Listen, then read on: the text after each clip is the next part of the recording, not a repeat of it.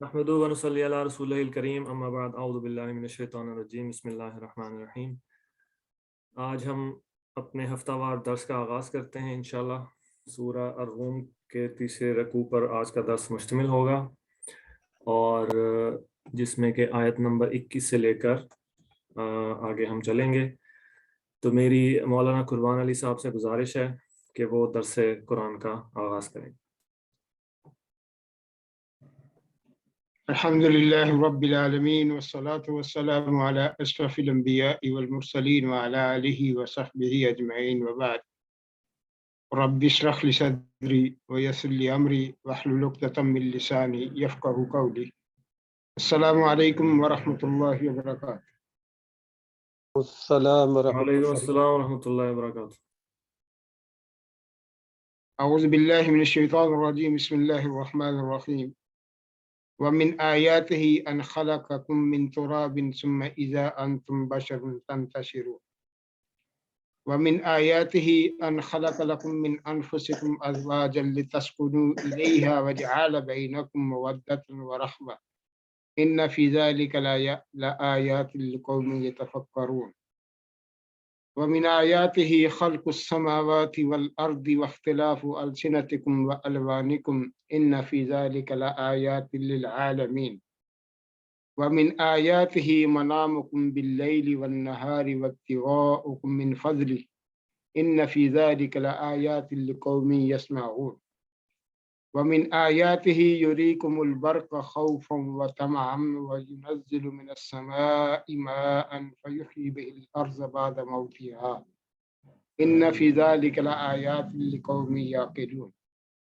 ومن آياته أن تقوم السماء والأرض بأمره ثم إذا دعاكم دعوة من الأرض إذا أنتم تخرجون وله من في السماوات والأرض كل له قانتون وهو الذي يبدأ الخلق ثم يعيده وهو أهون عليه وله المثل الأعلى في السماوات والأرض وهو العزيز الحكيم. صدق اللہ مولانا العظیم. محترم سامعین،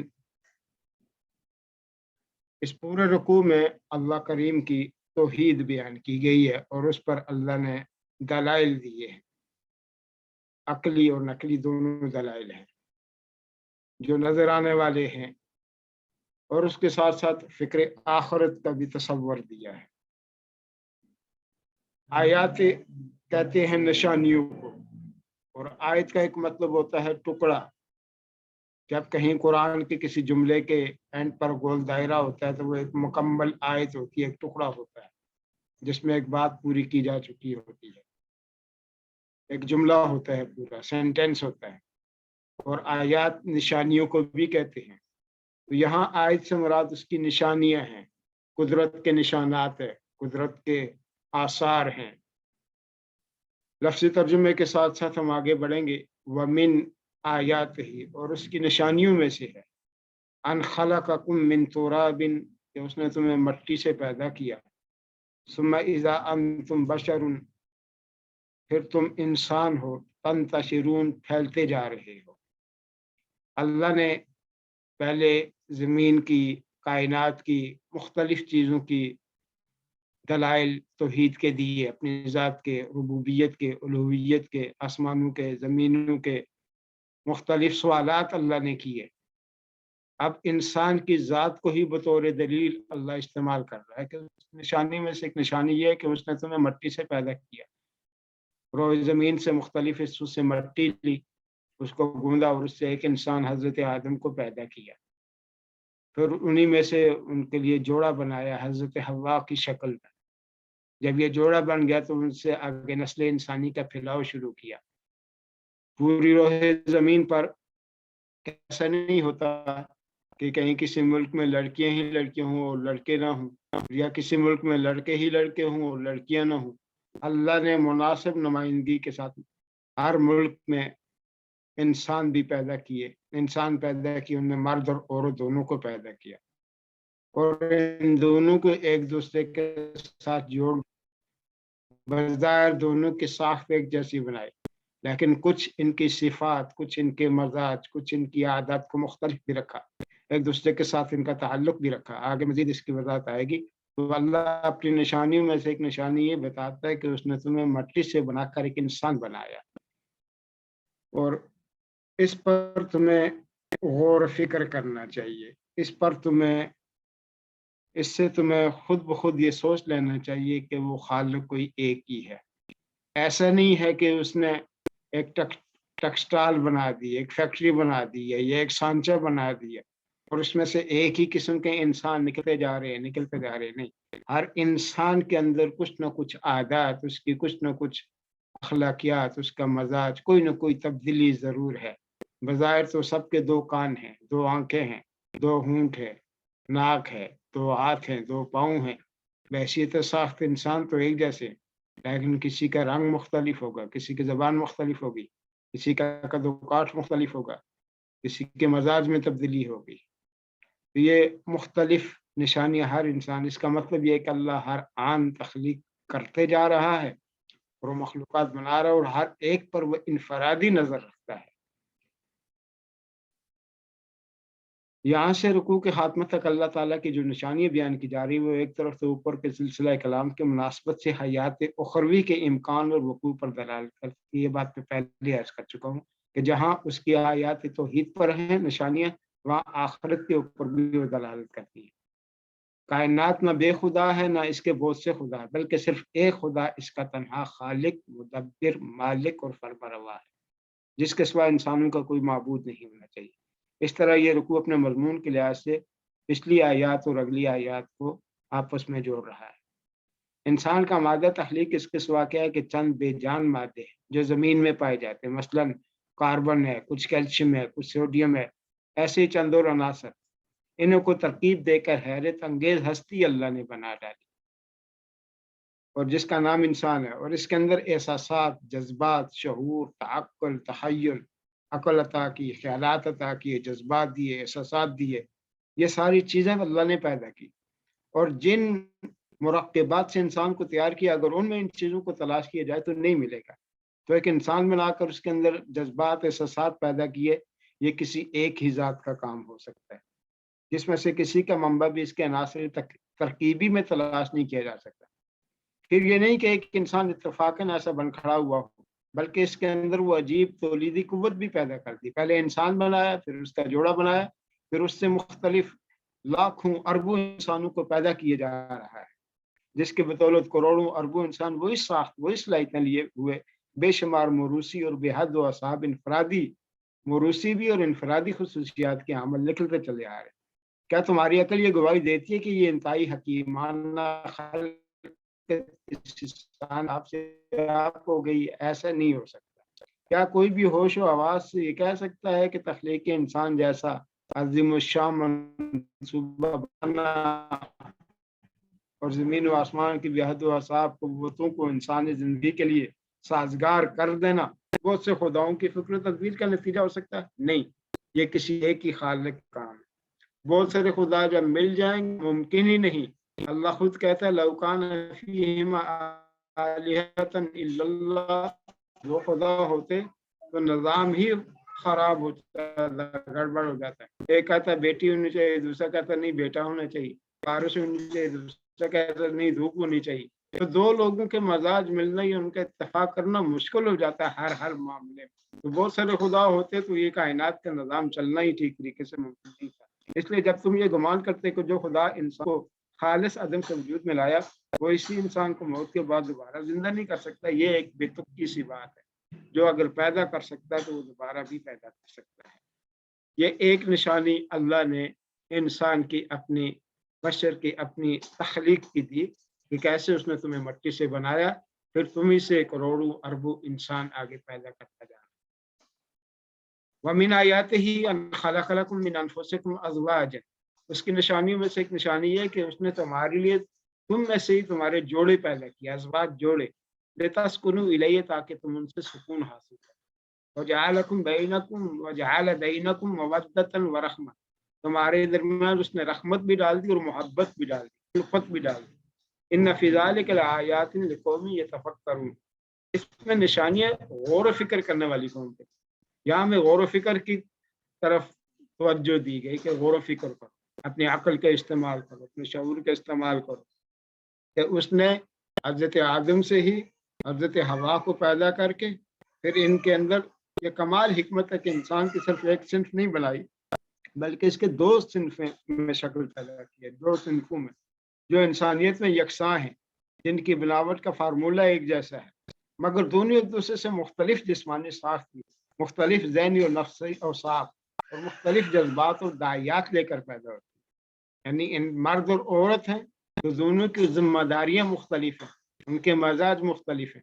बज़ाहिर तो दोनों इंसान हैं, दो आंखें हैं, दो कान हैं, एक मुंह है, जबान है, नाक है, जिस्मानी साख्त होगी जैसी, लेकिन उनके अंदर उनकी कुछ जो आप अखलाकियात कह सकते हैं, आदात कह सकते हैं, उनके मजाज कह सकते हैं, टेस्ट कह सकते हैं, ये सारी चीज़ें मुख्तलिफ होंगी।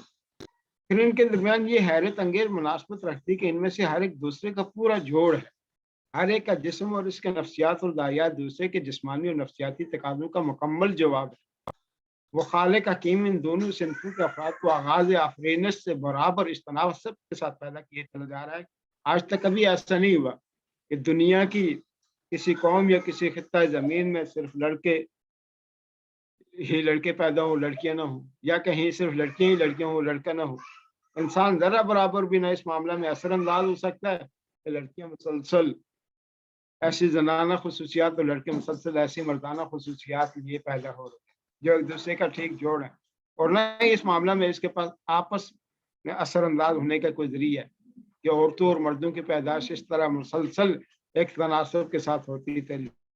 हज़ार साल से करोड़ों और अरबों इंसानों की पैदाइश में इस तदबीर और इंतज़ाम का इतने मुतनासिब तरीके से क़याम जारी रहना इत्तफाक भी नहीं हो सकता, और ये बहुत सारे खुदाओं की मुश्तरक तदबीर का नतीजा भी नहीं हो सकता। ये चीज़ सरीहन इस बात पर दलालत कर रही है कि खालिक हकीम और एक खालिक हकीम ने अपनी गालिब हिकमत और कुदरत से इब्तदान मर्द और औरत का एक मौजू तरीन डिज़ाइन बनाया, फिर इस बात का इंतज़ाम किया कि इस डिज़ाइन के मुताबिक बेहद हसाब मर्द और बेहद हसाब औरतें अपनी अपनी अलग अलग इनफरादी खसूसियात लिए हुए दुनिया भर में एक तनासब के साथ पैदा हो। ये यूं ही कोई इंतज़ाम नहीं बल्कि बनाने वाले ने बिल इरादा इस गर्ज के लिए इंतज़ाम किया कि मर्द अपनी फितरत के तकाजे औरत के पास और औरत अपनी फितरत की मांग मर्द के पास पाए, और दोनों एक दूसरे से वाबस्ता होकर सुकून और इत्मीनान हासिल करें। यही वो हकीमाना तदबीर है जिसे खालिक ने एक तरफ इंसानी नस्ल के बरकरार रहने का और दूसरी तरफ इंसानी तहजीब और तमद्दुन को वजूद में लाने का जरिया बनाया। यानी इंसानी नस्ल भी बाकी रहेगी और तहजीब और तमद्दुन भी इसी से पैदा होगा। अखलाकियात होंगे, सोचेंगे, समझेंगे, एक दूसरे के साथ प्यार मोहब्बत है। तो प्यार मोहब्बत होने की दो वजूहात है। शुरू में तो इंसान को निस्बतन फितरतन दूसरे से मोहब्बत होती है, लेकिन बुढ़ापे में आकर ये मोहब्बत का दायरा खत्म हो जाता है। तो उस वक्त रहमत क्या है कि दूसरे के ऊपर तरस खा बच्चे बच्चियां हो जाते हैं, इस वजह से एक दूसरे के साथ प्यार बढ़ जाता है। जहाँ मोहब्बत की कशिश खत्म होती है वहाँ रहमत का जज्बा उभरता है, फिर एक दूसरे का ख्याल रखते हैं और बुढ़ापे में जाकर ज्यादा एक दूसरे के साथ प्यार और मोहब्बत करते हैं। वैसे एक लतीफ़े के तौर पर एक बात कही जाती है कई माशरों में कि इंसान की जब शादी हो जाती है तो उसकी आने वाली जो बीवी होती है, उसकी ज़ौजा मोहतरमा, पहले 10 साल वो अक्सर इस बात का तज़किरा करती है कि मेरे वालिद ऐसे हैं, मेरे अब्बू ऐसे हैं, मेरे अब्बू ने ये किया। अगले 10 साल जो होते हैं वो अपने भाइयों का तज़किरा करती रहती है, मेरा भाई ने ये किया, मेरे भाई ने ये लाया, मेरा भाई ऐसे है। 20 साल हो गए। अब 20 साल जब होते हैं तो इतने में उसका बच्चा जवान हो रहा होता है। उसके बाद वो बेटों की बात, मेरा बेटा ऐसा है, मेरा बेटा ऐसा है, मेरे बेटे ने ये किया, यानी खामद का कम ही तज़किरा होता है। जब 30 साल का हो जाता है बेटा शादीशुदा हो जाता है, भाई अपनी अपनी शादियां करके अपनी जिंदगी बसा लेते हैं, बेटा भी शादीशुदा हो जाता है, वो अपना घर बसा लेता है। तो 30 साल के बाद जाकर फिर खामन की याद आती है, अच्छा मेरे खामन ने ये किया, ये मेरा खामन ऐसे। तो 30 साल बाद आपकी कहीं जाकर 30 साल बाद जाकर कहीं आपका तज़किरा होगा। ये जस्ट एक जोक के तौर पर भी आप इसको ले सकते हैं और प्रैक्टिकल भी देखा जा सकता है عموماً اب جدید نسل کی بات میں نہیں کرتا، پرانے جو خیالات کے لوگ ہیں ان میں ایسے ہی پایا جاتا ہے، اور عموماً خواتین کا تذکرہ خیر ایسے ہی کرتی ہیں۔ بہرحال یہ دو چیزیں ہیں کہ شروع میں محبت ہوتی ہے، دلی جذبہ ہوتا ہے، اور بڑھاپے میں جا کر رحمت اور ایک دوسرے کے احساس پیدا ہوتا ہے، تو کہیں نہ کہیں محبت اور پیار رہتی ہے۔ یہ اللہ نے انسانوں کے اندر، مرد اور عورت کے اندر پیدا کر دیا۔ محبت سے مراد یہاں جنسی محبت ہے، جو مرد اور عورت کے اندر جذب و کشش کی ابتدائی محرک بنتی ہے، پھر انہیں ایک دوسرے سے چسپاں کیے رکھتی ہے۔ اور رحمت سے مراد وہ روحانی تعلق ہے جو ازدواجی زندگی میں بتدریج ابھرتا ہے، جس کی بدولت وہ ایک دوسرے کے خیر خواہ، ہمدرد اور غم خوار اور شریک رنج و راحت بن جاتے ہیں۔ یہاں تک ایک وقت ایسا آتا ہے جب جنسی محبت پیچھے جا پڑتی ہے، بڑھاپے میں یہ جیون ساتھی کچھ جوانی سے بھی بڑھ کر ایک دوسرے کے حق میں رحیم و شفیق ثابت ہوتے ہیں۔ یہ دو مثبت طاقتیں جو خالق نے اس ابتدائی اضطراب کی مدد کے لیے انسان کے اندر پیدا کی ہیں، جس کا ذکر اوپر ہوا، وہ اضطراب تو صرف سکون چاہتا ہے اور اس کی تلاش میں مرد اور عورت کو ایک دوسرے کی طرف لے جاتا ہے۔ آج دو طاقتیں آگے بڑھ کر ان کے درمیان مستقل رفاقت کا ایسا رشتہ جوڑتی ہیں جو دو الگ ماحولوں میں پرورش پائے ہوئے اجنبیوں کو ملا کر کچھ اس طرح پیوستہ کرتا ہے، عمر بھر وہ زندگی کے منظردار میں اپنی کشتات کھینچتے رہتے ہیں۔ ظاہر ہے کہ یہ محبت اور رحمت جس کا تجربہ کروڑوں انسانوں کو اپنی زندگی میں ہو رہا ہے، کوئی مادی چیز نہیں جو وزن اور پیمائش میں آ سکے۔ نہ انسانی جسم کے عناصر ترکیبی میں کہیں اس کے سرچشمے کی نشاندہی کی جا سکتی، نہ کسی لیبارٹری میں اس کی پیدائش اور اس کے نشو و نما کے اسباب کا کھوج لگایا جا سکتا ہے۔ اس کی کوئی توجیہ اس کے سوا نہیں کی جا سکتی۔ ایک خالق حکیم نے بالارادہ ایک مقصد کے لیے پوری مناسبت کے ساتھ اسے نفس انسانی میں ودیت کر دیا ہے۔ تو اس آیت میں دو چیزیں جو اللہ نے بیان کی، وَمِنْ آیَاتِهِ، اس کی نشانیوں میں سے ایک نشانی یہ ہے کہ ان خلق لکم من انفسکم ازواجا، تمہاری ذاتوں میں سے، تم میں سے تمہارے لیے جوڑے بنائے، لتسکنوا الیہ، تاکہ تم سکون بھی حاصل کرو اور تمہارے درمیان مودت اور رحمت بھی پیدا کر دی۔ نشانی ہے غور و فکر کرنے والے کے لیے۔ تیسری نشانی کیا ہے؟ وَمِنْ آیَاتِهِ خَلْقُ السَّمَاوَاتِ وَالْأَرْضِ وَاخْتِلَافُ أَلْسِنَتِكُمْ وَأَلْوَانِكُمْ، اس کے نشانی میں سے یہ کہ اس نے آسمان پیدا کیے، زمینیں پیدا کی، تمہاری زبانیں مختلف ہونا، تمہارے رنگ مختلف ہونا، ان فی ذلک لآیات للعالمین، اس میں بھی جہان والوں کے لیے نشانی ہے۔ دیکھیں کروڑہا انسان پیدا ہو چکے، اربہا انسان پیدا ہو چکے، اور قیامت تک ہوتے رہیں گے۔ دنیا میں اس وقت تقریباً 7,000 زبانیں بولی جاتی ہیں۔ تو زبانوں کا مختلف ہونا، رنگوں کا مختلف ہونا، یہ ساری اللہ کی قدرت کی نشانیاں ہیں۔ امام مالک رحمۃ اللہ علیہ سے پوچھا گیا آپ توحید کی عقلی دلیل کہہ دیتے، تو انہوں نے یہی جواب دیا کہ انسانوں کے رنگوں کا مختلف ہونا، زبانوں کا مختلف ہونا، اس کا مطلب یہ پیدا کرنے والا کوئی ایک ہے۔ بہت سارے خدا ہوتے تو جھگڑا ہو جاتا ہے، کہتے ہیں سب کی زبان ایک ہونی چاہیے، اچھا سب کو مختلف تو یہ ہونی چاہیے، یہ ہونی چاہیے، رنگ ایسا ہونا چاہیے، کہیں نہ کہیں اختلاف رائے ضرور رہتا ہے۔ ایک خالق ہے، وہ جس طرح چاہتا ہے بناتا ہے، اس نے یہ ساری چیزیں بنائی ہیں۔ اس کی نشانی میں سے ایک نشانی یہ بھی ہے، یہ ان کا عدم سے وجود میں آنا اور ایک اٹل ضابطے پر ان کا قائم ہونا، بے شمار قوتوں کا ان کے اندر انتہائی تناسب اور توازن کے ساتھ کام کرنا، اپنے اندر اس بات کی بہت سی نشانیاں رکھتا ہے کہ پوری کائنات کو ایک خالق اور ایک ہی خالق وجود میں لایا ہے۔ امام ابو حنیفہ رحمہ اللہ سے بھی یہ دلیل پوچھی گئی کہ آپ کہہ دیتے ہیں توحید کی عقلی دلیل؟ انہوں نے کہا میرا کسی کے ساتھ مناظرہ ہو گیا، وہاں میں جانے لگا تو لیٹ ہو گیا، تو لیٹ پہنچا، وہ بندہ آگے سے غصہ تھا، اس نے کہا لیٹ کیوں آیا؟ میں نے کہا یار میں جب آیا تھا میں دریا کے دوسری سائڈ سے آیا ہوں، کشتی نہیں تھی، ایک درخت گرا، اس سے کشتی بنی، اس کشتی وہ خود ہی تختے بنے، خود ہی کشتی بنی، پھر چلانے والا کوئی نہیں تھا، میں بیٹھ کر آ گیا۔ وہ بندہ کہتا ہے کہ ایسا پاگل مولوی ہے، ایک تو پہلے لیٹ آیا، اوپر سے عجیب منطق پیش کر رہا ہے، عجیب بات بتا رہا ہے، لہذا میں اس کی عقل پر ماتم نہیں کر سکتے۔ تو امام صاحب کہتے ہیں دیکھو بھائی، ایک چھوٹی سی کشتی جس پر انسان بیٹھ کر آتے تم اس کے قائل نہیں کہ خود بن سکتی، تو کائنات کی اتنی بڑی کشتی خود بخود کیسے بن رہی؟ اللہ نے یہ جو نظام بنایا آسمانوں کا، زمینوں کا، ان کے اندر سیارے ہیں، ستارے ہیں، مختلف یونیورسز ہیں، کائنات ہیں، مختلف سسٹم چل رہے ہیں، اور ایک پراپر نظام کے ساتھ، پراپر طریقے کے ساتھ، سسٹمیٹک طریقے کے ساتھ چل رہے ہیں۔ نہ آگے پیچھے ہوتے ہیں. رات اپنے ٹائم پر آتی ہے, دن اپنے ٹائم پر آتا ہے, سورج اپنے وقت پر طلوع ہوتا ہے, اپنے وقت پر غروب ہوتا ہے, چاند اپنے وقت پر گردش ان کی. یہ سارا سسٹم اللہ نے خام خواہ نہیں بنا دیا. یہ پورا سسٹم ہے, پورا ایک نظام ہے, ایک ارادے کے ساتھ اس نے یہ کام, سارے کام اس نے کیے. تو اس کا مطلب یہ ہے کہ بنانے والا کوئی ایک ہی ہے. بار بار اس بات کی طرف توجہ دی جا رہی ہے, بار بار اس بات کی طرف بتایا جا رہا ہے کہ اس کی بنائی ہر چیز اپنی جگہ منفرد ہے. اس کی قوت ایجاد ہر آن ہر چیز کا ایک نیا ماڈل نکال رہی ہے, اور اس کی صناعی ایک ڈیزائن کو دوسری مرتبہ دہرانا اپنے کمال کی توہین سمجھتی ہے. اس حیرت انگیز منظر کو جو شخص بھی آنکھیں کھول کر دیکھے گا وہ کبھی بھی اس احمقانہ تصور میں مبتلا نہیں ہو سکتا کہ اس کائنات کا بنانے والا ایک دفعہ اس کارخانے کو چلا کر کہیں جا کر سو گیا. ایسا نہیں ہو سکتا. یہ تو اس بات کا کھلا ثبوت ہے کہ وہ ہر وقت کار تخلیق میں لگا اور اپنی خلق کی ایک چیز پر انفرادی توجہ صرف کر رہا ہے. وَمِنْ آيَاتِهِ مَنَامُكُمْ بِاللَّيْلِ وَالنَّهَارِ وَابْتِغَاؤُكُمْ مِنْ فَضْلِهِ إِنَّ فِي ذَلِكَ لَآيَاتٍ لِقَوْمٍ يَسْمَعُونَ. سننے والی قوم کے لیے اس میں بھی نشانی.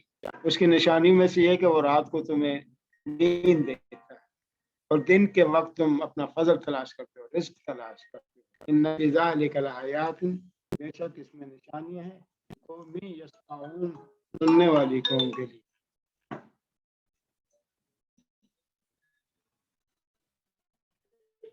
اللہ نے یہ ایک سسٹم بنا دیا, آواز نہ آئے, کہ وہ ہر کچھ گھنٹے کے بعد اس کے جسم کو آرام کی ضرورت ہے, اس کے جسم کو نیند کی ضرورت ہے. اللہ نے یہ سسٹم بنا دیا. خواہ کیسے بھی حالات ہوں انسان کو نیند آئی جائے گی اور سو جائے گا. اور نیند ایک نعمت بھی ہے. جن لوگوں کو بے خوابی کی شکایت ہوتی ہے, یہ بے خوابی کا مرض لائق ہوتا ہے, ان کے لیے ان کو اس چیز سے ان سے پوچھا جا سکتا ہے کہ کتنی بڑی نعمت. ایسے بھی ہوتا ہے کرتا ہے کہ وہ کمانے کے چکر میں یا محنت کے چکر میں وہ لگاتار کام کرنا چاہتا ہے, اس کے بس میں ہو تو وہ 24 گھنٹے ہی کام کرتا رہے. لیکن اللہ نے ایک سسٹم بنا دیا اس انسانی جسم کے لیے کہ اس کے لیے نیند کا بھی کچھ وقت مقرر کر دیا, کچھ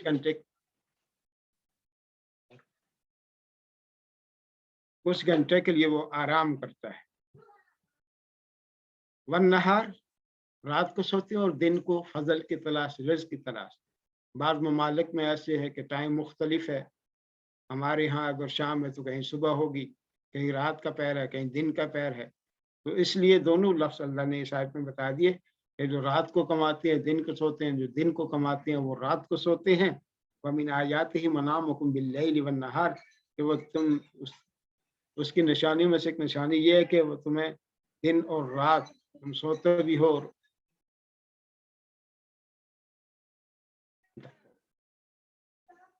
وَابْتِغَاؤُكُم مِّن فَضْلِهِ, اور تم فضل تلاش کرتے ہو. إِنَّ فِي ذَلِكَ لَآيَاتٍ لِقَوْمٍ يَسْمَعُونَ, اس میں نشانیاں ہیں سننے والی قوم کے. فضل سے مراد یہاں معاش ہے. سورہ جمعہ میں اللہ فرماتا ہے یا ایھا الذین آمنوا اذا نودی للصلاة من یوم الجمعہ فاسعوا الی ذکر اللہ وذروا البیع, جب جمعے کے دن اذان دی جائے تو وہ کاروبار کو چھوڑ. فإذا قضیت الصلاة فانتشروا فی الارض وابتغوا من فضل اللہ, جب نماز مکمل ہو جائے زمین میں پھیل جاؤ اور اللہ کا فضل تلاش کرو. تو فضل سے مراد یعنی کاروبار کر سکتے. تو یہاں بھی کہ رات کو تم سوتے ہو اور دن کو تم اس کا فضل کے تلاش کرتے ہو, یعنی تم رزق کی تلاش میں نکل جاتے ہو. اس میں بھی نشانی ہے, رزق کی تلاش اور رات کا سکون. ویسے سورہ نبا 30ویں پارے کے شروع میں اللہ کہتا ہے نا وَجَعَلْنَا نَوْمَكُمْ سُبَاتًا وَجَعَلْنَا اللَّيْلَ, رات کو ہم نے آرام کا ذریعہ بنایا. وَجَعَلْنَا النَّهَارَ مَعَاشًا, اور دن کو ہم نے معاش کا ذریعہ بنایا. اب چونکہ دنیا بہت ایڈوانس جا رہی ہے تو کہیں دن کو نہیں رات کو کام کیا جاتا ہے, کہیں رات کو نہیں دن کو کام کیا جاتا ہے. تو دونوں چیزیں اس آیت سے مراد ہیں. وَمِنْ آيَاتِهِ يُرِيكُمُ الْبَرْقَ خَوْفًا وَطَمَعًا وَيُنَزِّلُ مِنَ السَّمَاءِ مَاءً فَيُحْيِي بِهِ الْأَرْضَ بَعْدَ مَوْتِهَا. اس کی نشانی میں سے یہ ہے کہ وہ تمہیں بجلیاں دکھاتا ہے. آسمانی بجلی کی بات ہو رہی ہے. کبھی اس بجلی کو دیکھ کر تمہیں خوف آتا ہے اور کبھی تمہیں لالچ پیدا ہوتی ہے. وَيُنَزِّلُ مِنَ السَّمَاءِ مَاءً, اور آسمان سے پانی نازل کرتا ہے. और युह्यी बिहिल अर्ज़ बअद मौतिहा, और इससे ज़मीन को उसके मुर्दा होने के बाद जिंदा करता है। इन्न फ़ी ज़ालिका लआयात लिक़ौमिन याक़िलून, अक्ल रखने वाली कौम के लिए इसमें भी निशानियां हैं। तो बिजली का खौफ इस वजह से कि बिजली की गरज और चमक से बंदा डर जाता है, कहीं इससे हलाकत ही ना हो, कहीं जलाकर भस्म ही ना कर दे। और खौफ इस बात का कि अगर ज़मीन बंजर है, खुश्की है, तो इंसान पूरा उम्मीद होता है कि अभी बारिश होगी, खेत लहलहाएंगे, ज़मीन सरसब्ज हो जाएगी, गल्ला उगाएगी। तो दोनों चीज़ें इसमें मौजूद हैं, ये भी उसकी निशानी है। तो और कई दफ़ा ऐसे भी होता है कि आने वाला बादल देखकर बंदा ये समझता शायद बारिश है या रहमत की बारिश, तो उसके पीछे अज़ाब भी हो सकता है, जैसे पहली कौमों के साथ हुआ है, कौम समूद है वगैरह, उनको बादलों के अज़ाब की वजह से, या कौम नूह है, उनको पानी के अज़ाब में गर्क कर दिया। तो बारिश कभी बाइस रहमत होती है और कभी बाइस जहमत की अज़ाब की शक्ल में भी आ जाती है। ये हमारे अपने आमाल पर मुनसर है, जैसे हमारे आमाल होंगे अल्लाह की तरफ से वैसे ही हमारे साथ सलूक होगा। पीछे हम एक सबक में पढ़ चुके हैं, हम समझते हैं कि शायद यह आजमाइश होती है। अल्लाह कहता है कुल्लन अखज़नाहु बिज़ंबिही, हर एक को हमने उसके गुनाह की वजह से पकड़ते हैं। खामखा अल्लाह किसी को ये नहीं सजा नहीं देता। हाँ, अपने नेक बंदों को वो आजमाइश करता है, लेकिन आजमाइश भी वक्त उसके लिए रास्ते भी बता देता है। वयुनज़्ज़िलु मिनस्समाइ माअन, आसमानों से पानी उतारता है, वयुह्यी बिहिल अर्ज़ बअद मौतिहा, इससे ज़मीन को जिंदा कर देता है, शराब करता है। तो ये भी निशानियां हैं, आयात कुदरत, अल्लाह की कुदरत की निशानी है, उसकी तौहीद की निशानी है कि बारिश भी वही नाजिल करता है, बिजलियाँ चमकाता है, बिजली भी बारिश का ज़रिया है, बादल भी बारिश का ज़रिया है, आसमान के बादलों के ऊपर से बारिश का उतरना, समुद्रों से भाप का बादल बनना, ये सारी ये करने वाला कौन है? अल्लाह है। इन सारी चीज़ों के हवाले से पूछते जाएं, करने वाला कौन है? अल्लाह है। पैदा करने वाला कौन है? अल्लाह है। कहीं ना कहीं जाकर तो इंसान को रुकना है, पहला सांचा किसने बनाया, तो वहां तो जाकर इस बात का कायल हो जाएगा कि अल्लाह है। पहला सांचा उसने बनाया, अब उसके लिए बनाना कोई मुश्किल काम नहीं है। वमिन आयाति अन तक़ूम अस्समाउ वल अर्दु बिअम्री, उसकी निशानी में से ये कि आसमान और ज़मीन उसके हुक्म पर कायम है।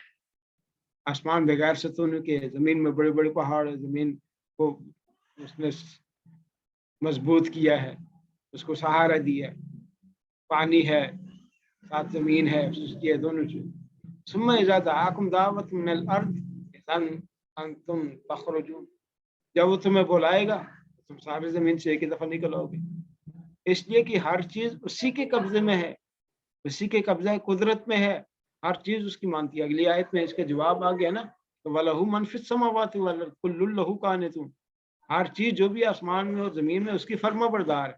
तो ये कैसे नामुमकिन होगा कि वो तुम्हें इकट्ठा नहीं कर सकता, जब ज़मीन उसकी फर्माबरदारी में है, आसमान उसका हुक्म मानता है। तो जब अल्लाह ज़मीन को हुक्म देगा तो सारे के सारे इंसान एक ही दफ़ा उसके पास जमा हो जाएगा, उसके लिए मुश्किल नहीं है। ये तुम कहते हो कि कैसे सारी दुनिया के इंसान एक ही दफ़ा जमा हो जाएंगे, कैसे इकट्ठे हो जाएंगे, कैसे निकल आएंगे? तो अल्लाह कहता है कि हर चीज़ तो उसी की, आसमान और ज़मीन की, उसकी फर्माबरदार है, उसकी बात मानती है, उसके हुक्म मानती है।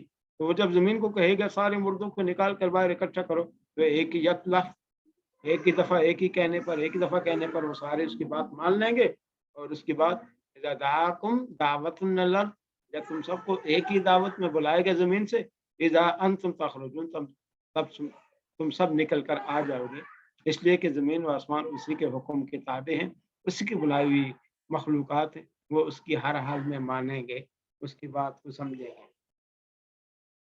आखिर में एक बात फिर अल्लाह कहता है, वहुवल्लज़ी यब्दउल खल्क़, वो ज़ात जिसने मखलूक की इब्तिदा की, सुम्मा युईदुहु, फिर उसको लौटाएगा, दोबारा ले आएगा, वहुव अहवनु अलैहि, ये उसके लिए आसान है। पहली दफ़ा बनाना कुछ चीज़ मुश्किल होती है, जब अल्लाह ने इंसान को पहली दफ़ा बना लिया तो दोबारा क्यों नहीं बना सकता? वलहुल मसलुल आला फिस समावाति वल अर्द, उसी के लिए सिफात, उसी के लिए मिसालें हैं। यहाँ मिसाल से मुराद उसकी सिफात है, वो जैसे चाहे कर सकता है, वो अगर आगाज में पैदा कर सकता है तो दोबारा भी बना सकता है। आसमान और ज़मीन में उसके लिए मिसाल, वहुवल अज़ीज़ अल हकीम, वो ज़बरदस्त है, हिकमत वाला है, वो ज़बरदस्त हिकमत वाला है। तो मिसालें उसी के लिए हैं।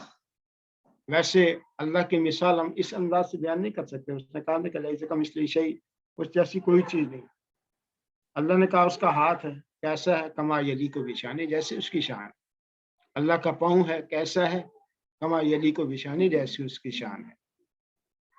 ठीक है, हम कहते हैं जुल जलाली वल इकराम जल वजहिल करीम, चेहरे वाला है, कैसा उसका चेहरा, जैसा उसकी शान। यदुल्लाहि अलल जमा, अल्लाह का हाथ जमात पर होता है, कैसा है, जैसे उसकी शान है। हम उसके लिए कोई चीज तयन नहीं कर सकते, कोई तशक्कुल नहीं वाज़े कर सकते कि हमारे हाथ की तरह अल्लाह का हाथ होगा या हमारे पाँव की तरह अल्लाह का पाँव होगा। लैसा कमिस्लिही शै, किंतु जैसी कोई चीज है नहीं।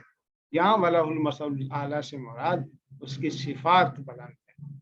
समी तो मैं भी हूँ, सुनता हूँ, लेकिन मैं एक पर्दे तक सुन सकता हूँ, दीवार के पीछे की बात मैं नहीं सुन सकता, अपने कानों की समाज से नहीं सुन सकता।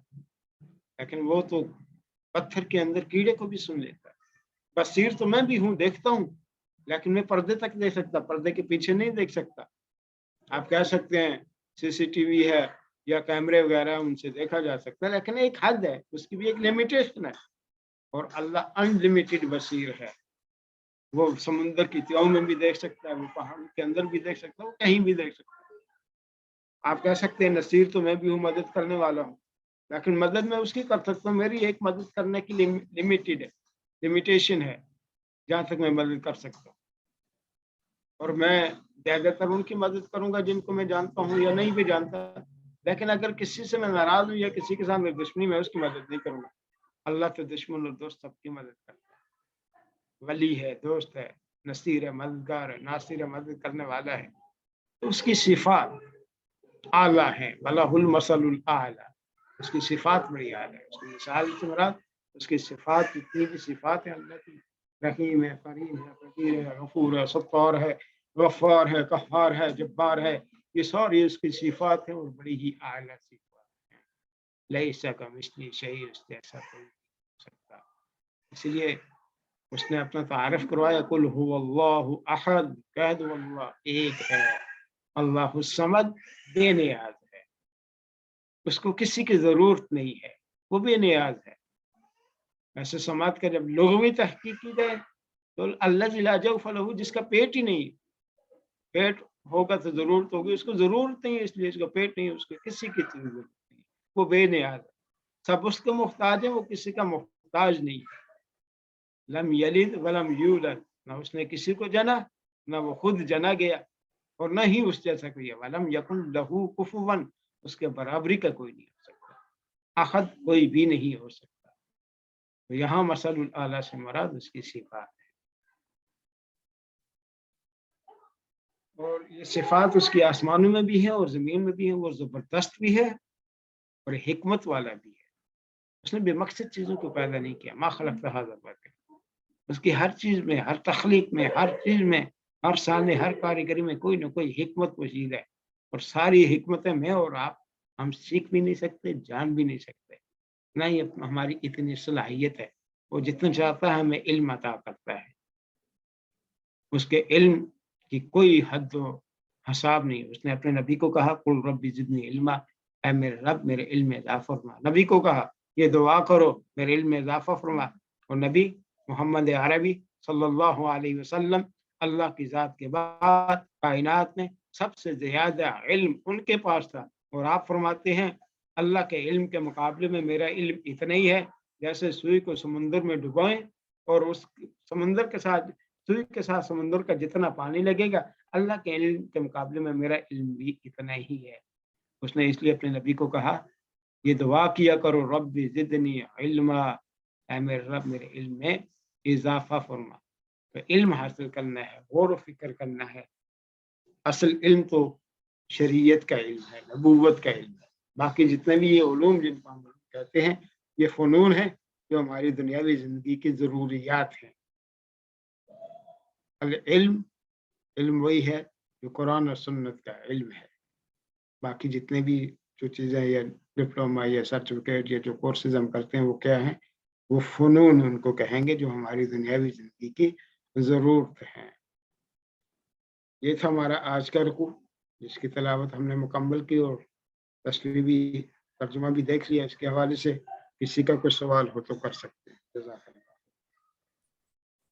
जज़ाकल्लाह खैर, बहुत बहुत शुक्रिया।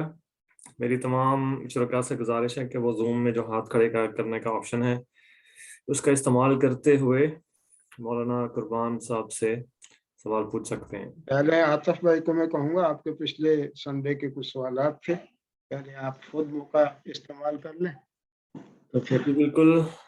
अच्छा, एक गुजारिश मैं करना चाहूँगा, जी ज़रूर। आप लोग अगर अपने नंबर मेंशन कर दें या मेरा नंबर ले लें, मैं एक ग्रुप, व्हाट्सएप ग्रुप बना लेता हूँ, तो हफ्ते के दौरान भी कहीं के बार अभी अगर आपको मौका मिले सवाल पूछने का तो मैं भी इजी होता हूँ।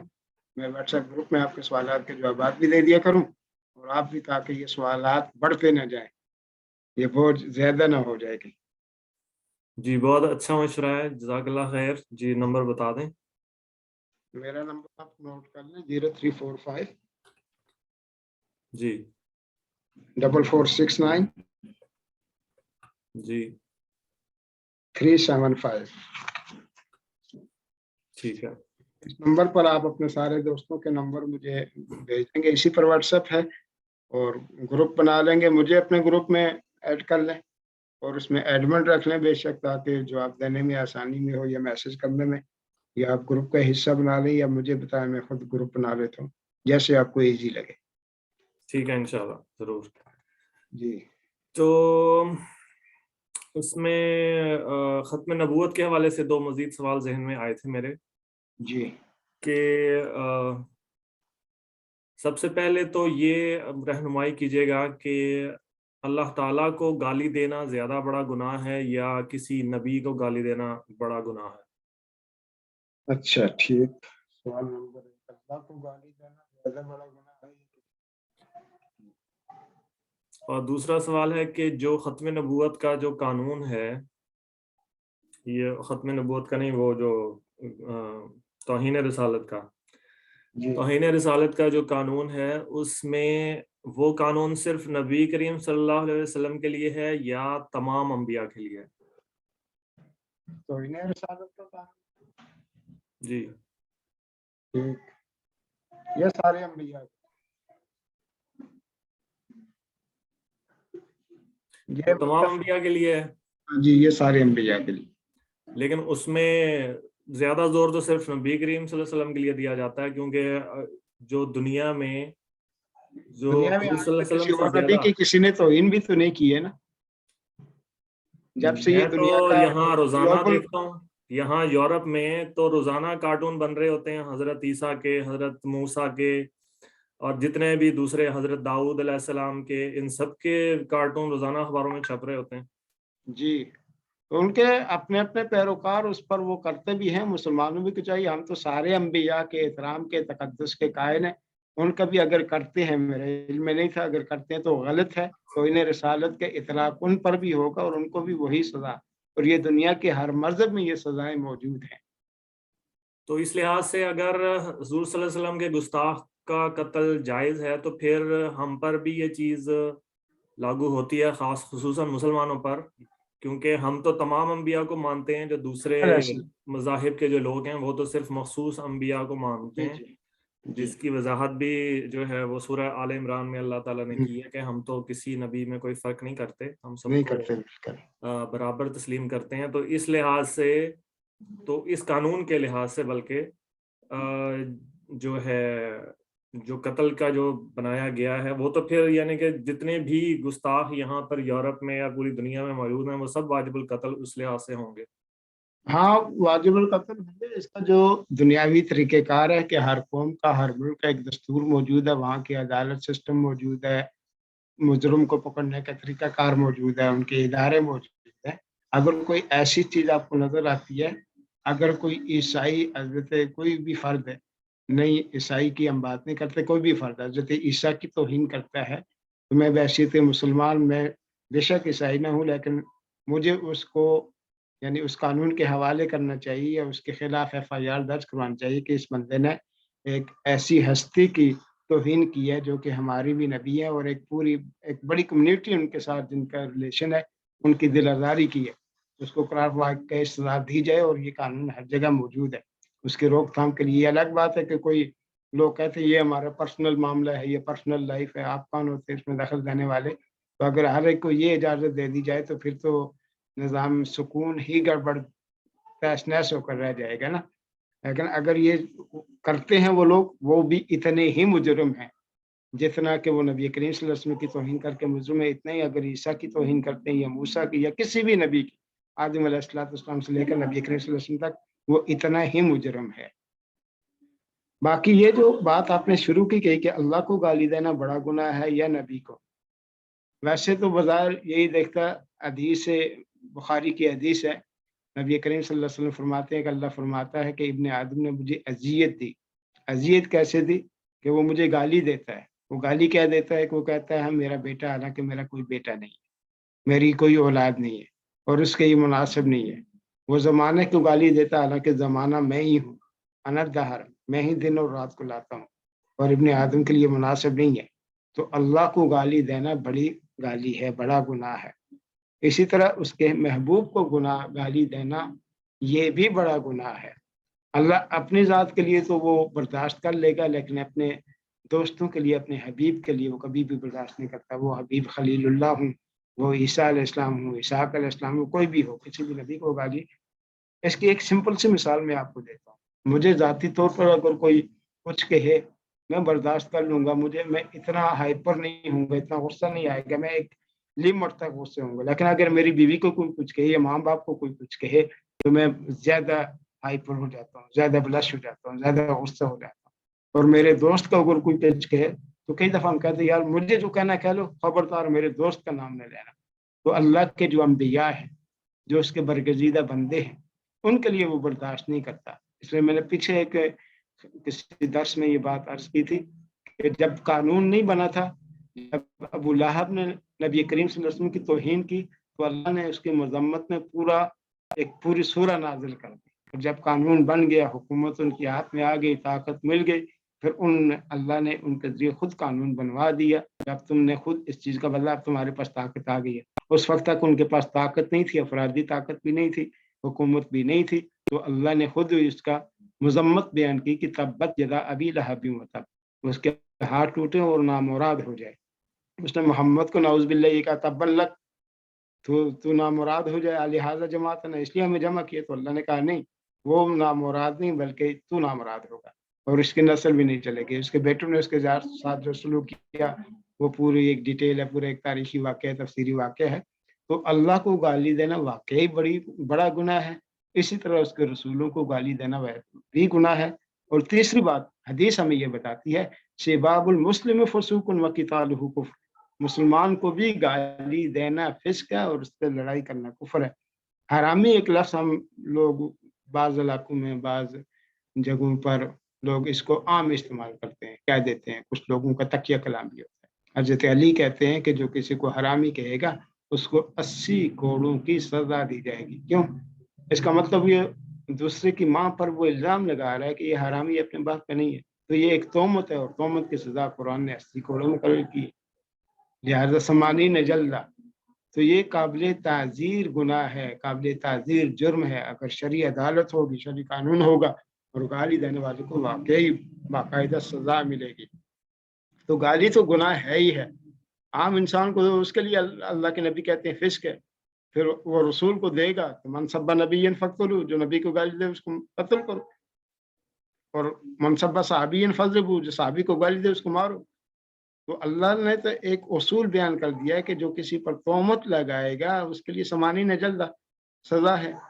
تو جب ایک عام انسان کے لیے اللہ اتنا رسک لیتا ہے یا اتنی زیادہ وحید سناتا ہے، اللہ کے نبی صلی اللہ علیہ وسلم فرماتے ہیں بیت اللہ کو مخاطب کر کے ما اعظم حرمتک عند اللہ ولکن حرمت المؤمن اعظم من حرمتک، تیری بہت بڑی عظمت ہے اللہ کے نزدیک، بیت اللہ کو کہتے ہیں، لیکن ایک انسان کی، ایک مومن کی عزت تجھ سے بھی زیادہ ہے۔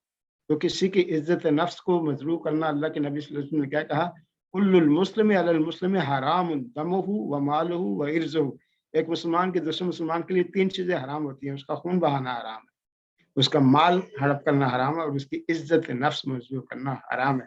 جب ایک مسلمان کی دوسرے مسلمان یا ایک انسان کے دوسرے انسان کے لیے عزت نفس کو مجروح کرنا حرام ہے، تو وہاں اس کے برگزیدہ بندے، اس کے ولی، اس کے نبی کی توہین یہ بڑا گناہ ہے، اور اس سے بڑا گناہ اللہ کی توہین۔ یہ واقعی بالترتیب کلاسیفیکیشن اس کی ہم کریں گے۔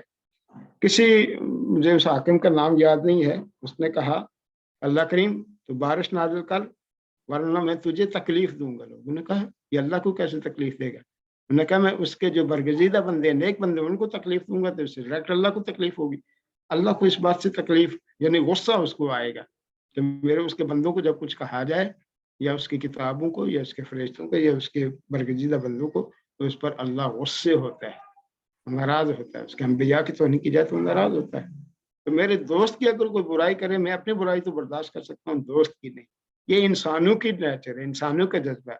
तो क्या ख्याल है जो इंसानों का पैदा करने वाला है, उसके दोस्तों की अगर बुराई की जाए तो उसको गुस्सा आएगा कि नहीं? वो कहता मैं अपने लिए तो छोड़ सकता हूँ, मेरी जात का मामला तो अलग है, लेकिन मेरे दोस्त के साथ कोई करे और तुम्हारे सामने हो।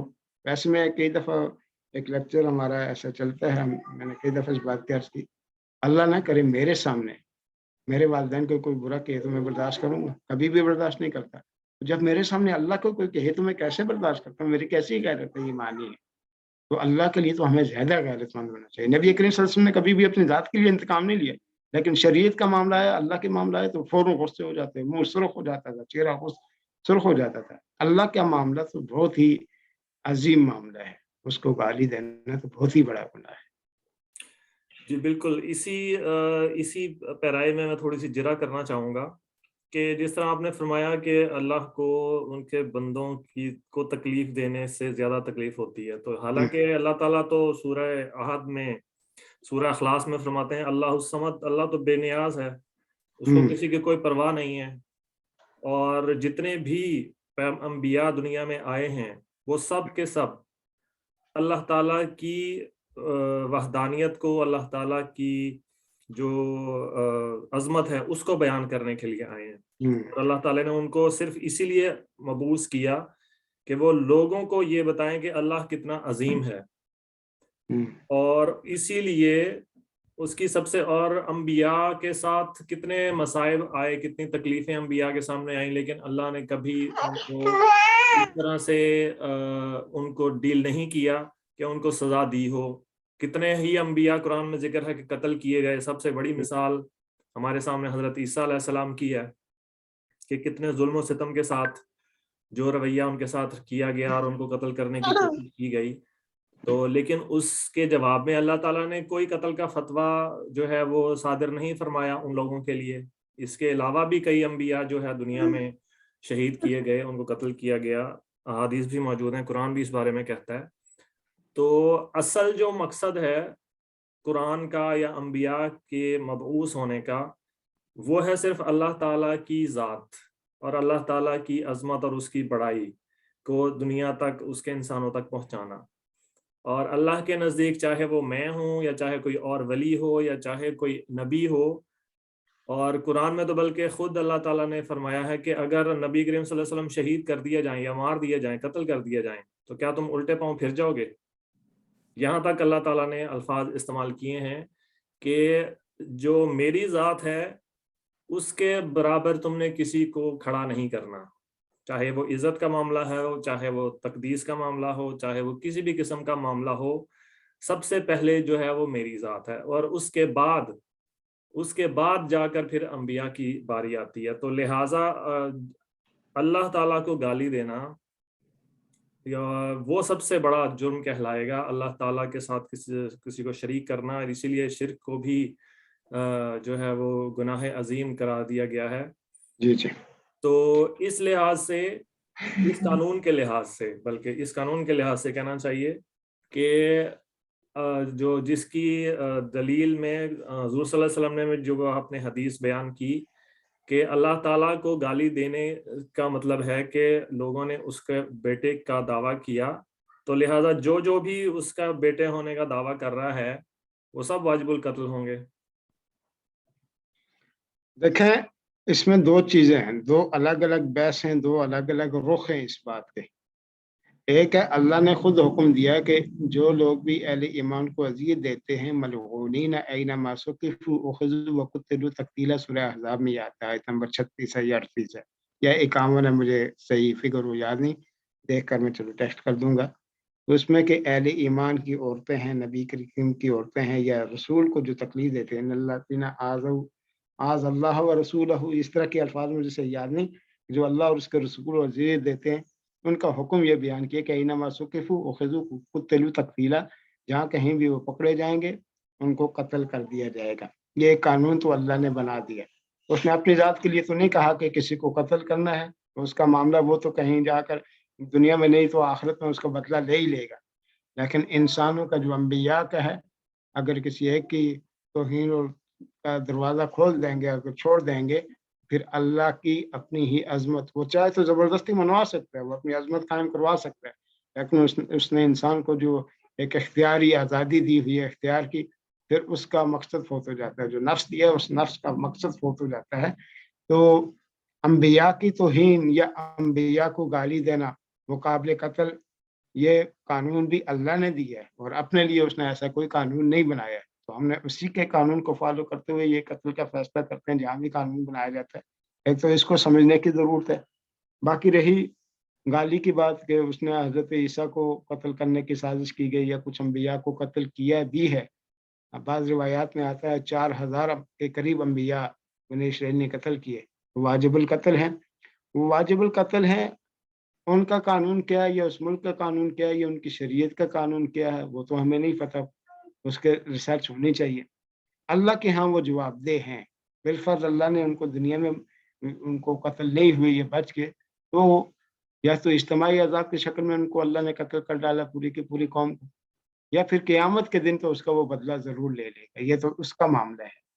باقی رہا جو ہمارے لیے کرنے کا کام، یہ ہے کہ ہم ایک شریعت کے ماننے والے، ایک نبی کے ماننے والے ہیں، یہ سارے انبیاء پر ہمارا ایمان ہے، ہمارے لیے کیا قانون ہونا چاہیے، تو یہ قانون بھی انسانوں کے بنائے ہوئے ہیں اور اس میں قرآن و سنت سے ہی ماخوذ ہیں، دلائل بھی موجود ہیں، احادیث بھی موجود ہیں، اس لیے تو فوجداری قانون ہے یا اس طرح کے قانون جتنے بھی بنائے جاتے ہیں انسانوں کے بنائے ہوئے ملکی قوانین ہیں۔ کہیں ایک ملک میں تو یہ قانون ہوگا، جیسے ہمارے ملک میں یہ قانون موجود ہے کہ کسی بھی نبی کا گستاخ واجب القتل ہے، لیکن دنیا کے ہر ملک میں شاید یہ قانون نہ ہو، وہ اس کو آزادی بھی دیتے ہیں، ان کا اپنا ذریعہ اپنی سوچ ہے۔ ہاں ویسے تو مسلمان میرا کیا ہونا چاہیے یا مجھے کس بات پر عمل کرنا چاہیے، میرے لیے سب سے پہلے قرآن ہے، پھر نبی کریم صلی اللہ علیہ وسلم کی سنت ہے، اس کے بعد صحابہ کا عمل ہے، پھر ائمہ کرام میں سے جس امام کی جو بات قرآن و سنت کے زیادہ قریب ہوگی ہم اس کو لے لیں گے۔ اس پر مزید آرگومنٹ کی جا سکتی ہے، مزید اس کو ریسرچ بیس بنایا جا سکتا ہے، مزید ریسرچ اس پر کی جا سکتی ہے۔ بہرحال جہاں تک یہ ایک خلاصے کے ٹائپ پر یا موٹی سی ایک رائے یہ ہے کہ اللہ نے انبیاء کے لیے تو قانون خود بنایا ہے جو ان کو تکلیف دیتا ہے، اس میں اللہ کا بھی لفظ موجود ہے کہ جو اللہ اور اس کے رسول کو اذیت دیتے ہیں تو ان کے لیے سزا ہے، تو اللہ کو اذیت دینے کے حوالے سے اب نبی کریم صلی اللہ علیہ وسلم نے اس آیت کی کیا تشریح کی ہے وہ میں نے پڑھا نہیں ہے، ابھی اس کو پڑھوں گا، تو یہ 22ویں پارے میں ہی آ رہے ہیں، انشاءاللہ جلدی ہم اس مقام پر پہنچ جائیں گے سورہ احزاب ایک دو صورتوں کے بعد، تو اس میں انشاءاللہ ہم اس کو ڈیٹیل سے ڈسکس کریں گے۔ جی بہت شکریہ، جزاک اللہ خیر۔ جی مشتاق بھائی آپ کا سوال ہے۔ السلام علیکم ورحمۃ اللہ۔ میرا سوال درس کے حوالے سے تھا، آپ نے درس میں آخر میں علم کے حوالے سے جب بات کی تھی تو آپ نے کہا تھا کہ آپ صلی اللہ علیہ وسلم کو اللہ تعالیٰ نے اس کائنات میں سب سے زیادہ علم دیا ہے جی اپنے علاوہ، کیا یہ جی جو بات آپ نے کی ہے کیا یہ کسی حدیث سے ثابت ہے؟ کیونکہ ہم اکثر لوگ کہتے ہیں کہ ہمارے ہاں کہ آپ صلی اللہ علیہ وسلم دنیا میں سب سے زیادہ خوبصورت انسان تھے، یعنی کہ سب سے سپیریئر دیا جاتا ہے، لیکن جہاں تک آپ صلی اللہ علیہ وسلم نے خود کہا تھا کہ حدیث سے یہ ثابت ہے کہ آپ صلی اللہ علیہ وسلم نے منع کیا ہے کہ مجھے باقی انبیاء سے مسابقت نہ دو۔ فار ایگزامپل ایک حدیث اس کی مسابقت ایک الگ چیز ہے اور جو اعتقادی ہے میرا ان کے ساتھ جو ایک عقیدت سے متعلق ہے، جو عقیدت ہے وہ ایک الگ چیز ہے۔ اللہ نے ویسے ہوا یوں، میرا سوال پورا نہیں ہوا ابھی۔ ٹھیک ہے جی، سوال علم کے حوالے سے بات کی تھی آپ نے، تو علم کے حوالے سے سورہ کاف کے اندر جو موسیٰ علیہ السلام جہاں گئے تھے اور تین واقعات پیش آئے تھے کہ وہ کشتی کے اندر سوراخ کرنا، بچے کو قتل کرنا، دیوار بنانا، تو اس حدیث کے اسی حدیث کے حوالے اسی آیات کی میں ایک کہ مفہوم حدیث ہے کہ آپ صلی اللہ علیہ وسلم فرماتے ہیں کہ موسیٰ علیہ السلام اگر صبر کرتے تو ہمیں اور چیزیں معلوم ہو جاتی، یعنی کہ آپ صلی اللہ علیہ وسلم تو یہ کہہ رہے ہیں کہ وہ صبر کرتے ہیں ہمیں اور چیزیں معلوم ہو جاتی، کہ یعنی کہ وہ خود بھی اس چیز کی طلب کر رہے تھے کہ ان کے پاس وہ علم مزید کی طلب کر رہے تھے کہ آیا کہ اب میرا یہ سوال ہے کہ کیا ہم جو ابھی خود قرآن پاک کے اندر بھی یہ ہے کہ اب وہ نبیوں کو ایک دوسرے کے اوپر فوقیت نہیں دیتے ہیں. سورہ بقرہ کی سیکنڈ لاسٹ جو آیت ہے, ٹھیک ہے, ہم لوگ اس میں کوئی شک نہیں ہے کہ وہ ہمارے نبی ہیں, آخری نبی ہیں, لیکن جو ہم اس طرح کہتے ہیں وہ سب سے زیادہ اوپر تھے, سب سے زیادہ خوبصورت تھے, سب سے زیادہ, کیا کہ ہم دوسرے انبیاء کو اس طرح خوبصورتی کے حوالے سے اگر قرآن پاک نے بات کی, یوسف علیہ السلام کی بات کی ہے, سوال مختصر کریں, ٹائم ہمارے پاس کم ہے. ٹھیک ہے, آیا یہ بات صحیح ہے, یہ بات صحیح ہے کہ علم کے حوالے سے نبی صلی اللہ علیہ وسلم کو سب سے اوپر میں اسی طرف آ رہا ہوں. دو باتیں ذہن نشین کرنے کی ضرورت ہے. ایک ہے علم کی بات, تو اس میں کوئی دو رائے نہیں کہ اللہ کی ذات کے بعد سب سے زیادہ علم نبی کریم صلی اللہ علیہ وسلم کو ہے, اور نبی کریم صلی اللہ علیہ وسلم سارے انبیاء کے سردار ہیں.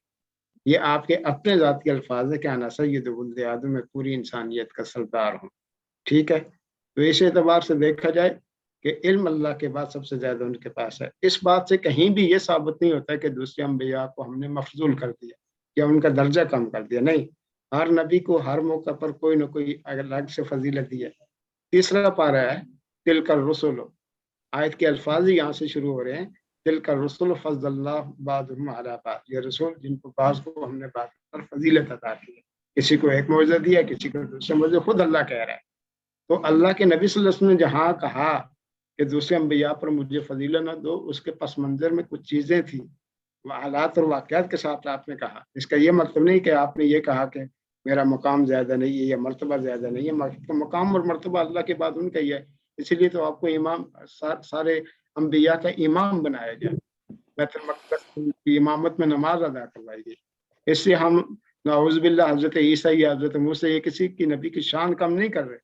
جو اللہ نے آپ کو مقام دیا ہم وہ بیان کر رہے ہیں. اللہ کے سارے برگزیدہ نمبر, بلکہ انبیاء نے تو دعا کی کہ ہمیں محمد کی امت میں پیدا کیا جائے, اور حضرت عیسیٰ تو دوبارہ اس امت میں آئیں گے اور بحیثیت امتی بن کر آئیں گے. تو اللہ کے نبی کا جو مقام اور مرتبہ وہ خود آپ نے بیان کیا, اللہ نے بھی بیان کیا, اور اللہ کے نبی صلی اللہ علیہ وسلم نے خود بیان کیا کہ میں سب سے اعلیٰ نسب میں میری پیدائش ہوئی, اور قریش کا نسب سب سے اعلیٰ تھا. میں اپنے باپ ابراہیم کی دعا ہوں, میں اپنی ماں کا خواب ہوں, انا سید ولد آدم, میں پوری انسانیت کا سردار ہوں. تو ساری آپ معراج پر گئے, وہ ساری حدیث بخاری کی روایات موجود ہیں, سورہ اسراء کی آپ روایت پڑھیں, وہ ساری چیزیں موجود ہیں. اس سے کہیں یہ لازم نہیں آتا کہ نعوذ باللہ, بار بار میں نعوذ باللہ کہوں گا کہ دوسرے نبی کی توہین کرنا مقصود ہوتا ہے یا ان کا مرتبہ یا مقام کم کرنا مقصود ہوتا ہے, نہیں. بلکہ جو چیز اللہ نے بیان کی, بتائی ہے کہ یہ رسول ہے, کسی کو کسی پر ہم نے فضیلت دی ہے, تو اسی فضیلت کو ہم بیان کر رہے ہوتے ہیں. تو نبی کریم صلی اللہ علیہ وسلم کو علم کے حوالے سے بالکل. تو جہاں تک بات آپ کی وہ کہہ رہے ہیں نا کہ اللہ کے نبی نے کہا کہ اگر حضرت موسیٰ صبر کر جاتے تو ہمیں مزید علم حاصل ہوتا, تو اس سے یہ بات, اس بات کی نفی نہیں کہ آپ کا علم کم ہے, بلکہ میں نے تو پہلے بات عرض کر دی ہے کہ اللہ نے اپنے حبیب کو کہا کہ علم اضافے کی دعا کریں, اور اللہ کے نبی کہتے ہیں کہ اللہ کے علم کے مقابلے میں میرا علم تو سمندر سے ایک قطرہ پانی کے برابر بھی نہیں. یعنی وہ تو ساری چیز اللہ کی طرف منسوخ کر رہے ہیں کہ اللہ کے دیے گئے علم سے اللہ ہی تو علم عطا کر رہا ہے. تو اگر وہ عطا کرنا چاہے اور سب سے زیادہ ان کو ہو جائے تو اس میں ہمیں کیا اعتراض ہے, اور اگر وہ سب سے زیادہ کسی اور کے دینا چاہے. آپ کو پتہ ہے حضرت موسیٰ کی جو گرفت ہوئی تھی یا ان کو حضرت خضر کے پاس بھیجا گیا, اس کی وجہ کیا تھی؟ ایک مجمع میں جب سوال کیا گیا کہ سب سے بڑا عالم کون ہے, تو انہوں نے کہا میں ہوں. تو اسی بات پر تو گرفت ہوئی کہ یہ کیوں نہیں کہا کہ اللہ علیم ہے, حالانکہ ظاہری طور پر تو واقعی اس وقت کے لوگوں میں سب سے زیادہ عالم تو اللہ کے نبی موسیٰ ہی تھے نا, کہ اللہ کی وحی ان کے پاس آتی تھی. وہاں جو آپ کے سامنے لوگ تھے ان میں تو سب سے بڑے عالم تھے. لفظی طور پر یا ظاہری طور پر حضرت موسیٰ کی بات بالکل درست ہے, لیکن اللہ نے کہا کہ یہ بات اللہ کی طرف منسوخ کرنی تھی. یہ بھی ایک تنبیہ کا انداز ہوتا ہے یا سکھانے کا انداز اللہ کا اپنے انبیاء کو. اب اللہ کے نبی صلی اللہ علیہ وسلم ہیں, جب انہیں انشاءاللہ نہیں کہا تو کئی دن تک وہی رکی رہی, پھر وہی آئی, آپ بڑے اس پر پریشان بھی ہوئے. فترۃ الوحی کا جو زمانہ ہے, یہ جو سورہ زخرف میں ہم پڑھیں گے کہ ما ودعک ربک وما قلی, نہ تیرے رب نے تجھے چھوڑا ہے نہ ہی تجھے بیار و مددگار کیا ہے. وہی اس لیے نہیں رکے کہ میں ناراض ہو گیا ہوں, بلکہ تم نے انشاءاللہ کہنا چاہیے تھا کہ اگر اللہ نے چاہا. تو اس سے اس بات کی نفی نہیں ہوتی کہ آپ کا علم زیادہ ہے یا دوسرے انبیاء کے مرتبہ یا مقام یا ان کا جو اللہ نے مقام تھا ان کے مقام ہو گیا, نعوذ باللہ, ایسا نہیں ہے. اللہ نے خود بتایا تو ہم اسی کو لے کر چل رہے ہیں, اس سے ہمارا مقصد یہ نہیں ہوتا. تو یہ بات خود انبیاء بھی کہتے ہیں, خود نبی کریم صلی اللہ علیہ وسلم بھی کہتے ہیں کہ اللہ کے علم کے بعد سب سے زیادہ علم اللہ نے نبی کریم صلی اللہ علیہ وسلم کو دیا. عقلی اعتبار سے میں آپ کو بتاؤں, جتنے زیادہ عرصہ جس نبی کی نبوت ہوگی, جتنے زیادہ جس نبی کی امت ہوگی, اتنا ہی اللہ پاک اس کو تجربہ اور علم زیادہ عطا کرتا ہے. باقی معجزے ایک وقت تک تھی. نبی کریم صلی اللہ علیہ وسلم کا یہ معجزہ, قرآن کا جو معجزہ ہے, یہ قیامت تک رہے گا, یہ بھی علم کا ذریعہ. آج ہی میں نے حدیث پڑھی, میں کچھ اور کہنا چاہ رہا تھا, آپ ٹاپک اور طرف لے کے چلے گئے. میں یہ نہیں کہہ رہا کہ آپ صلی اللہ علیہ وسلم کا علم نہیں ہے. میرے کہنے کا مطلب یہ ہے کہ آپ صلی اللہ علیہ وسلم نے خود مسابقت سے منع کیا ہے. آپ صلی اللہ علیہ وسلم نے, وہ بھی میں نے عرض کیا نا کہ آپ نے, مجھے بات کمپلیٹ کرنی دیجیے نا پلیز. آپ آپ صلی اللہ علیہ وسلم نے یہ فرمایا ہے کہ ایک یہودی کو تھپڑ مارا گیا تھا, ٹھیک ہے, تو اس نے یہ کہا تھا کہ موسیٰ علیہ السلام مجھ سے سب سے بہتر ہے, ٹھیک ہے, تو میں نے اس لیے مارا کہ آپ صلی اللہ علیہ وسلم سب سے بہتر. تو آپ صلی اللہ علیہ وسلم نے منع کیا تھا کہ مجھے مسابقت نہ دو, جب قیامت کے دن میں سب سے پہلے اٹھوں گا تو میں دیکھوں گا کہ موسیٰ علیہ السلام مجھ سے پہلے جو ہوش کے اندر ہوں. ٹھیک ہے, تو میرے کہنے کا مطلب یہ نہیں ہے کہ میں آپ صلی اللہ علیہ وسلم کو نعوذ باللہ من ذالک میں ان کی کسی قسم کی توہین کر رہا ہوں. میں یہ کہہ رہا ہوں کہ جب یہ الفاظ ہم استعمال کرتے ہیں کائنات میں سب سے زیادہ, اس میں کوئی شک نہیں آپ کے پاس بہت علم ہے, لیکن آپ صلی اللہ علیہ وسلم نے خود منع کیا ہے کسی کو مجھے سب سے اوپر لے جانے کی. تو اس میں اس حوالے سے بات کر رہا ہوں, اس حوالے سے بات کر رہا ہوں. سمجھ گیا ہوں آپ کی بات. میں یہ نہیں کہہ رہا کہ میں یہ کہہ رہا ہوں کہ آپ صلی اللہ علیہ وسلم کے پاس علم کی کمی تھی یا کسی ظاہری بات, وہ آخری خاتم النبیین ہے, یہ ہمارا ایمان ہے, لیکن جو منع کیا گیا ہمارے ہاں یہ نعتوں کے اندر. سمجھ گیا ہوں نا آپ کی. جی جی جی, آپ اس طرف آئے نا, واپس آئیں. میں اسی طرف آ رہا تھا, لیکن آپ نے درمیان سے بات چوک لی. نبی کریم صلی اللہ علیہ وسلم نے, آپ نے اشارہ بھی کر دیا کہ ایک یہودی نے تو جب ایک صحابی رسول نے تھپڑ مارا, اس کی وجہ یہ تھی. یہ ایک فطرتی بات ہے, اور واقعہ تو خاص لا عموم لا, یہ خاص واقعہ جس کو عام حالات پر ہم منطبق نہیں کرتے کہ نبی کریم صلی اللہ علیہ وسلم نے اپنی موجودگی میں اس چیز کو منع کہ مجھے دوسرے انبیاء کی طرح یا دوسرے لوگوں کی طرح. آپ نے یہ بھی تو کہا میری قبر کو وہ بت نہ بنانا, یہ بھی کہا. اس کا یہ مطلب نہیں تھا کہ آپ کا مقام و مرتبہ ان سے زیادہ نہیں ہے. آپ نے یہ بھی واضح حدیث ہے کہ مجھے نہیں پتا کہ آپ بے ہوش نہیں ہوں گے, میں دیکھوں گا کہ آپ عرش کا پایا پکڑ کر کھڑے ہوئے ہیں, حالانکہ سارے بے ہوش ہو چکے ہوں گے, اس لیے کہ آپ کو جو کوئی طور پر بے ہوشی ہوگی اللہ وہی کفایت کر جائے گا. یہ ان کی حوصلہ افزائی تھی کہ اس کا یہ مطلب نہیں. دوسری طرف آپ دیکھیں نبی کریم نے کیا کہا, جب حضرت عمر ایک صحیفہ لے کر آتے ہیں تو رات کا وہ پڑھتے ہیں تو نبی کریم صلی اللہ علیہ وسلم کا چہرہ کا رنگ متغیر ہو جاتا ہے. دوسرے صحابی کہتے ہیں دیکھیں نبی کریم کو غصہ آ رہا ہے, نہ کہ لوکانا موسیٰ حیا لاتبعانی, اگر موسیٰ بھی آج زندہ ہوتے میری پیروی کرتے, ان کے ضروری تھا.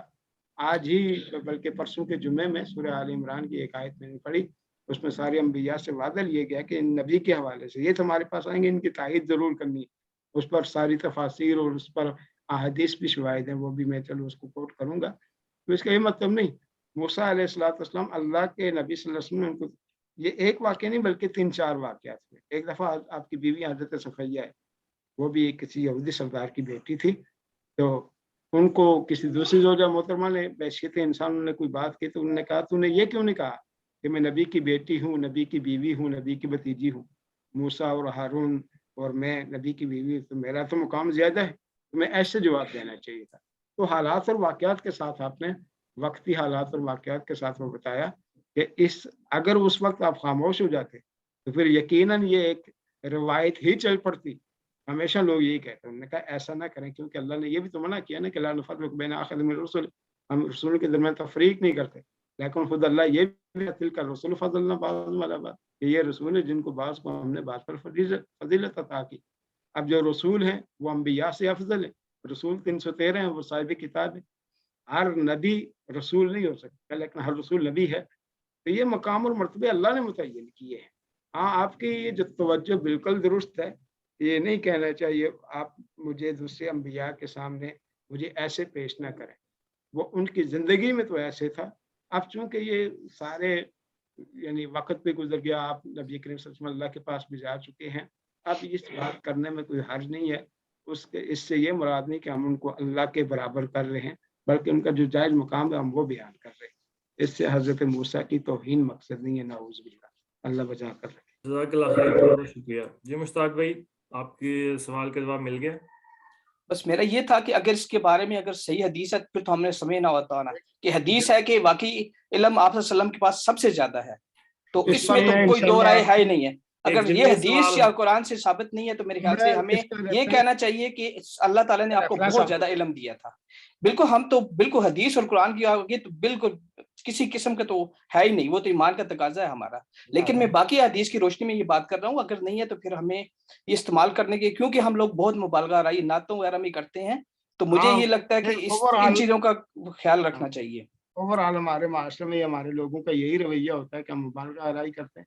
ویسے میں ایک دو گزارشات آپ کو کروں, میں کرنا نہیں چاہتا تھا. میں احادیث کا حافظ ہوں, 10,000 احادیث میں نے حفظ کی ہوئی ہے, شیخ الحدیث ہوں. اور میں جب بھی کوئی بات کروں گا, دو چیزوں کا اللہ نے مجھے خصوصی یہ عنایت کی ہے. جب کوئی بندہ کوئی شعر پڑھتا ہے, کہتا ہے اقبال کا ہے, میں فوراً دیکھ لیتا ہوں کہ اقبال کا نہیں ہوتا, اور میں فوراً کمنٹس کرتا ہوں. بعد میں تحقیق بھی کر لیتا ہوں, واقعی اقبال کا ہے نہیں, کیونکہ اس کے کلام سے پتہ چل جاتا ہے. اور احادیث کے حوالے سے کوئی بھی عربی عبارت پڑھ کر کسی کی حدیث ہے تو ہمیں یہ پتہ چل جاتا ہے کہ حدیث ہے یا نہیں. اور احادیث کے اوپر میرا اسپیشلائزیشن جو ہے وہ حدیث پر ہے, تفسیر پر ہے. ہم ایسے سٹیج پر ہیں کہ ہماری ایک ایک بات جو ہے وہ لوگوں کے لیے, عوام کے لیے وہ دلیل ہوتی ہے, حجت ہوتی ہے. ہمیں بڑا سوچ سمجھ کر بولنا پڑتا ہے, بڑی احتیاط کے ساتھ بولنا پڑتا ہے. یہ ہماری اہم ذمہ داری اور بڑی حساس ذمہ داری ہے. ٹھیک ہے سر, اسی کے حوالے سے ایک کائنڈلی اگلے ہفتے کے لیے وہ کائنڈلی جو آپ نے حدیث بیان کی ہے کہ جو صحیفہ حضرت عمر رضی اللہ عنہ پڑھ رہے تھے, اس کی صحت کا دیکھ لیجیے گا, وہ زیادہ اس کے چانس ہے وہ حدیث ضعیف ہے, وہ حدیث صحیح نہیں ہے. اس کی وجہ پھر ہمیں قرآن پاک میں اللہ تعالیٰ خود کہہ رہا ہے کہ جو ہمارا ایمان مکمل ہی نہیں ہو سکتا باقی کتابوں پر جب تک ہم ایمان نہ لائیں, یہ ہمارے ایمان کا حصہ ہے. یہ حدیث ایک ہے ایمان لانا, ایک ہے ان کی تعلیمات پڑھنا. ایمان جب تک نہیں لائیں گے ہمارا ایمان مکمل نہیں ہوگا. کیا ان کی تعلیمات, اس پر پہلے بات ہو بھی چکی ہے کہ ان کی باتوں کی نہ تصدیق کرو نہ تکذیب کرو. ہو سکتا ہے کوئی بات حق کو تم جھٹلا دو, یہ بھی غلط ہو جائے. ہو سکتا ہے وہ بات غلط ہو, تم تصدیق کر لو, یہ بھی غلط ہو جائے گا. پورا ٹاپک ہے انشاءاللہ, اس پر پھر بات کریں. بہت شکریہ. اگر میری کوئی بات بری لگی ہے تو معذرت تھی. نہیں جناب, میں ٹیچر ہوں. ٹیچر اور والد کبھی بھی غصہ نہیں ہوتے, برا نہیں مناتے. جی جزاک اللہ خیر, بہت بہت شکریہ مولانا. اسی سوال کے تسلسل میں جو مشتاق بھائی نے کیا کہ علم سے کیا مراد ہے, کیونکہ ابھی آپ نے فرمایا کہ جو اصل جو علم ہے وہ دینی علم ہے, اور باقی جتنے بھی علوم ہیں وہ سب فنون ہیں. تو یہاں پر جو حضور صلی اللہ علیہ وسلم کے علم کی جو بات ہو رہی ہے وہ کس تناظر میں ہو رہی ہے؟ ٹھیک ہے, انشاءاللہ اس کو اگلے ہفتے ہم ایڈریس کریں گے. ہمارے یہاں اذان شروع. ٹھیک ہے جی, بہت شکریہ, جزاک اللہ خیر. تو وہ اگر آپ نمبر اپنے ساتھیوں کے لے کر نا گروپ بنا لیں گے تو اس میں بھی ہم یہ سوالات ڈسکس کر سکتے ہیں. یہاں ہمارا پھر وقت بچ جایا کرے گا. جی ضرور انشاءاللہ, وہ میں انشاءاللہ آپ سے رابطہ کر لوں گا واٹس ایپ پر. ٹھیک ہے, جزاک اللہ خیر, بہت بہت شکریہ. اب ہم اپنے درس حدیث کی طرف چلتے ہیں, اور آج کا جو درس حدیث ہے اس کی ذمہ داری میری لگائی گئی ہے. تو انشاءاللہ اس کو شروع کرتے ہیں. آج کی جو